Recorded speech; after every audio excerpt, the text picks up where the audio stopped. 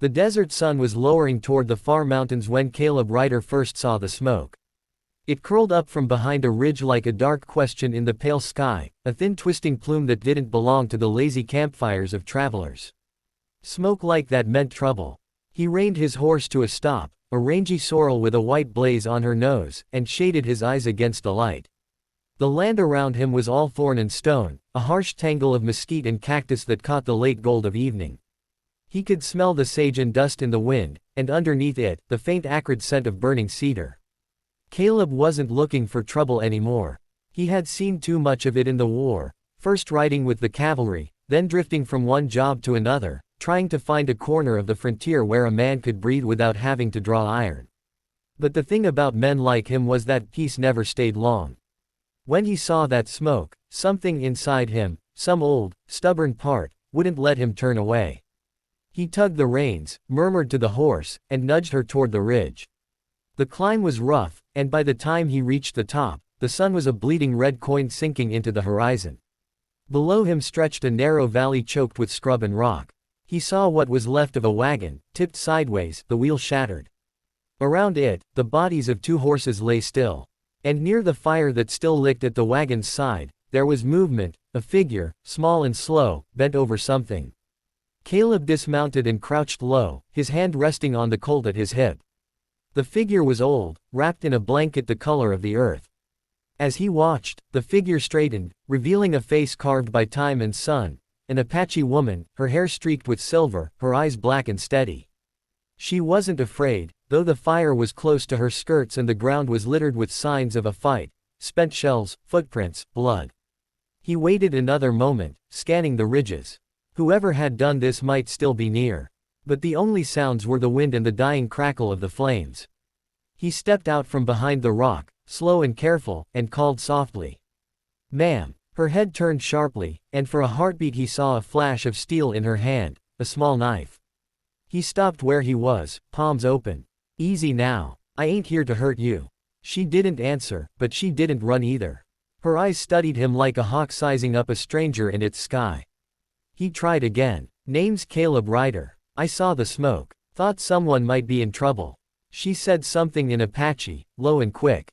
He shook his head, not understanding, but her tone was weary more than angry. She pointed to the wagon, to the bodies lying near it, two men, both white, rough-looking, with the dust of bandits about them.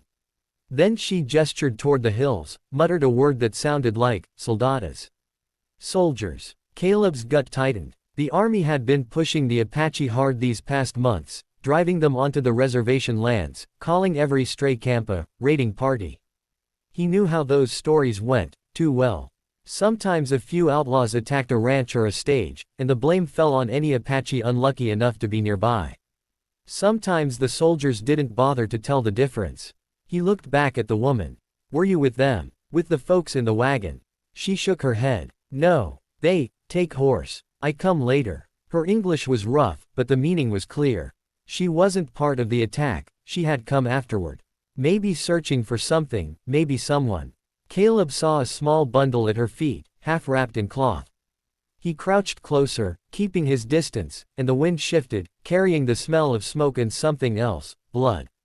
The bundle wasn't supplies. It was a child. The boy couldn't have been more than 5 or 6, his skin dark and smooth, his hair tangled. He wasn't moving. The old woman murmured words too soft to hear, then looked up at Caleb with eyes that were dry, beyond tears. "My daughter's boy," she said slowly. "White men kill." He swallowed hard. There was nothing he could say to that. The desert had eaten too many like this, men, women, and children, all for the sake of fences and pride. He felt something cold and bitter rise in him. Where were they headed? He asked. She looked to the north. "Fort Lowell. They say, take me there." "Say safe." Her mouth twisted. "Not safe." Caleb knew the place. Fort Lowell was a half-day's ride, an army post, rough and proud, where the officers talked about progress and the troopers drank cheap whiskey and kept their boots on the necks of anyone not wearing blue. If she'd been promised safety there, it was a lie. "You got anyone else?" he asked. She shook her head. "Only me now." The fire had burned down to coals. Caleb glanced at the dead men, then at the lowering dark. The ridge cast long shadows across the valley, and the air had turned sharp. You can't stay here, he said. Mor'll come, and they won't ask who's to blame. She studied him for a long moment, as if weighing his soul. Finally, she nodded. You help me. He hesitated. He could ride away, pretend he hadn't seen. The army wouldn't care about one old woman, and he owed no one anything. But when he looked at the small body wrapped in cloth and the silent fire, he knew he couldn't turn his back. Yeah, he said quietly. I'll help you. They buried the boy at the edge of the ridge as the last light bled out of the sky. The woman, whose name she gave as Nich, sang something under her breath, a melody so soft it seemed to float on the night wind. Caleb stood beside her, hat in hand, feeling the weight of the stars pressing down. When it was done, they covered the grave with stones, and she laid a small carved figure on top, a bird with outstretched wings. They rode through the night. Nich sat behind him on the horse, silent and still, her hands gripping the saddle horn. The desert was a dark ocean around them, the horizon endless. Somewhere far off, a coyote called, and another answered. Caleb kept to the dry washes and rocky trails, steering clear of the open plain. He didn't know yet where they were going, only away. By dawn, they reached a narrow canyon with a trickle of water running through it. He helped her down and let the horse drink. She moved slowly, stiff from the ride, but she never complained. When he offered her a strip of jerky, she took it with a nod, chewing in silence. After a while, she said, "Why you help me?" He thought about it. "Because I was raised better than to leave someone to die." She gave him a look that was half a smile, half disbelief. Many white men say that. Few mean. He couldn't argue with that. "Maybe I'm a fool," he said. She shook her head. "No fool. Maybe spirit call you." He didn't know what she meant, but something in her tone made the hairs on his arms rise. He'd never put much stock in spirits or signs, but the desert had a way of making a man doubt what he thought he knew. They rested through the morning, hidden from the sun beneath a ledge. When Caleb dozed, he dreamed of smoke and drums, of faces painted red and white, and of a hawk circling overhead. When he woke, Nich was gone. Panic flared in him, but then he saw her down by the water, kneeling, her hands moving in small circles over the stream. She was tracing symbols in the dust with her finger, circles and lines that shimmered faintly in the heat. He watched her quietly until she rose and came back. "We go soon," she said. "Bad men come. They smell blood." He didn't ask how she knew, but as he packed the saddle, he heard it, the distant thud of hooves on hard ground. Not many, maybe 3 or 4 riders, but coming fast. He cursed under his breath, swung into the saddle, and pulled her up behind him. They rode hard, cutting across the canyon, the sound of pursuit echoing off the stone walls. Bullets sparked off the rocks. Someone shouted. Caleb leaned low over the horse's neck, feeling the wind tear at his face. The trail narrowed, then opened into a flat stretch of desert. He turned the horse toward a line of hills, praying they could reach cover. Nich clung to him, her voice steady in his ear. "Left," she said suddenly. "Go left." He didn't question. He pulled the reins, and the horse leapt over a low rise, and they plunged into a dry riverbed hidden by sage. Behind them, the riders thundered past, unaware. Caleb slowed the horse, listening until the sound faded into the distance. They dismounted, breathing hard. He looked at her, and she gave a small nod. "Spirit show," she said simply. He laughed softly, the sound half disbelief, half relief. "Remind me to thank your spirit sometime." That night they camped near a stand of mesquite, where the air smelled sweet and the stars burned close enough to touch. Caleb built a small fire and shared the last of his beans. Nich told him pieces of her story in the slow, careful English she knew, how soldiers had burned her village, how her daughter had married a man who worked for a rancher near Tucson, how both had died in a raid blamed on her people. The boy they'd buried was her last kin. Caleb listened, saying little. When she finished, he said, "If we can get you to the Chiricahua Mountains, you could find others. There's still some of your people up there." She looked into the flames. "They hide. Army hunt them. Then we'll have to be smarter than the army." She smiled faintly. "You talk brave." He shrugged. "Only way I know how." For the next 2 days, they traveled north, keeping to the hidden trails. They saw no more riders, but signs of the army were everywhere, bootprints, wagon ruts, burned camps. Caleb began to wonder if they'd ever make it out. On the 3rd evening, as the sun turned the sky the color of copper, they reached a narrow pass between 2 cliffs.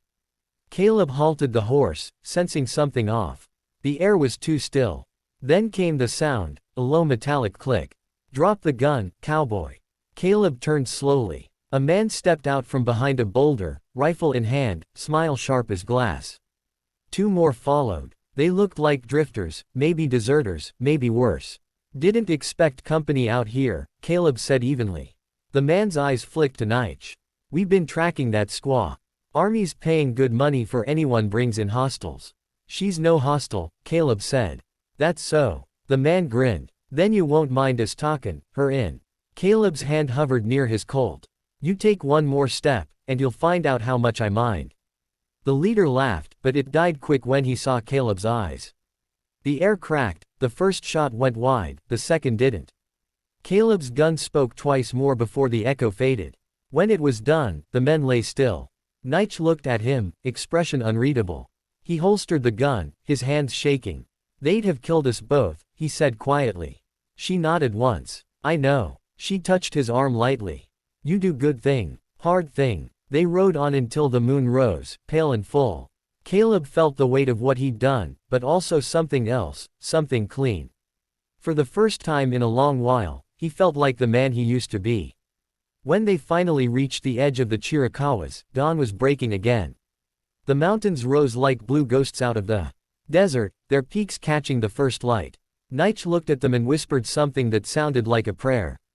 This your home? He asked. Yes, she said. My heart here. He helped her down, and she turned to him.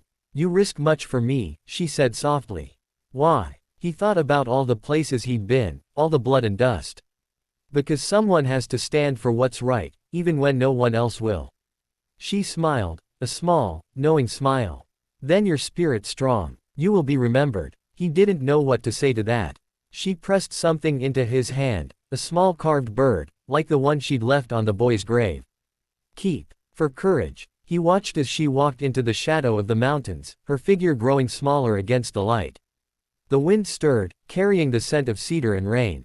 Caleb closed his hand around the carving, feeling its rough edges, and for the first time in years, he felt a kind of peace. Behind him lay the wide, merciless desert. Before him, the sun rose over the peaks, and somewhere deep inside, he knew this was not the end, only the beginning of what his life was meant to be.